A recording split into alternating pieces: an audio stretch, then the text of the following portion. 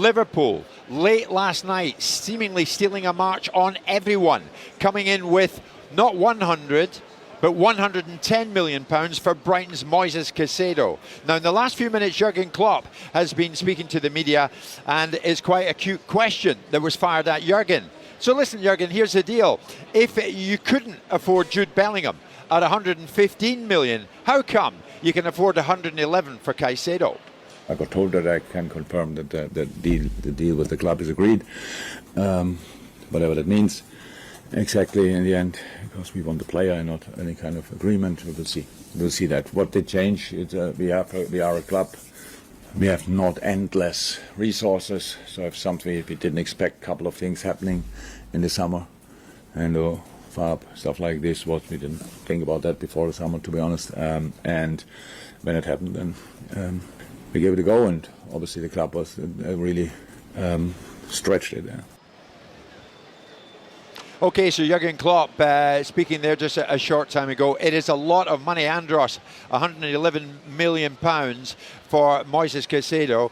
It seems almost everybody wants this boy. Liverpool now in the box seat.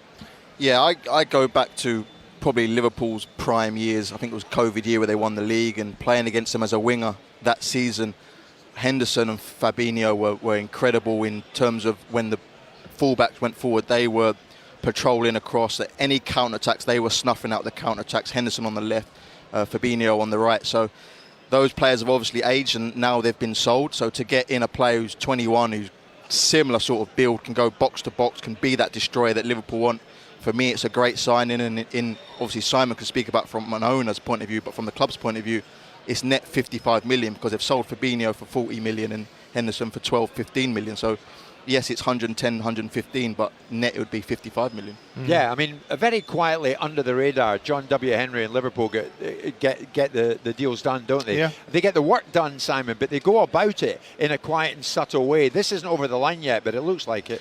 Yeah, in this instance, I mean, it's a remarkable amount of money for a player that's made a big impression, and of course you can't deny the fact that there's a raft of clubs that wanted him, so he is what people perceive him to be, which is a very good player. But when you get a very good player that's had a very good season in the Premier League, and you're reaching 110 million quid from the get-go, the world's gone mad in terms of economics. I mean, Andros is right, because ultimately you've sold two players that have booked you a straightforward bottom line profit, probably because both of those players had run their contracts to the very end and ultimately or into the last sort of year. So on their balance sheet, Liverpool were carrying them at very little value. So when they sold them 55 million quid, all of that went to profit. They go buy Moises Caicedo for 110 million quid, sign him on a 5-year contract. He depreciates at 20 million quid a year. So the economics are there, because these clubs have got to think about what they're doing, because the legislation is changing about how they account for the financial fair play changes that are coming in this season, next season and in ensuing seasons. But what it does tell you is that Liverpool are rebuilding in the way that you would have anticipated Liverpool would. There was a school of thought thinking that Klopp obviously plays the card that we can't compete, we can't do what other clubs can do. It's an outrage what's happening at Manchester City or what's happening in Saudi. It's not good for the game of football. Bang, goes and buys a 21 for 110 million quid. So hypocrisy knocking on that door. But what Liverpool are doing is they're rebuilding in the engine room that was the centre of what Liverpool were. The energy and the dynamism that came from their midfield was what drove everything forward. And so I think Liverpool will be formidable next year, and I think that's a good thing. I think that's a good point that Simon makes, Andros. To many this morning, Liverpool move into a position of maybe being Manchester City's biggest challengers. It's a great point. Caicedo with McAllister. I think it's going to be very tough, because Arsenal have strengthened as well with Declan Rice.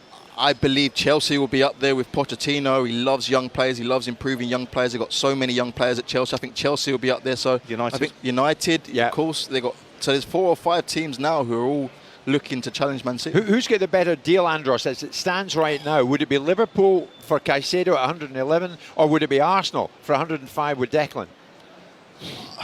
That's a very tough question. I would say Arsenal, because I think Declan Rice was the missing piece. They've missed that sort of enforcer in midfield. Yes, they've had Xhaka, but they've not really had that since Vieira going back many years. So now they have the missing piece. I think Arsenal, because of that's exactly what they needed. Jim White and Simon Jordan. Monday to Friday mornings from 10 on AM, on DAB, via the talkSPORT app and on your smart speaker. talkSPORT.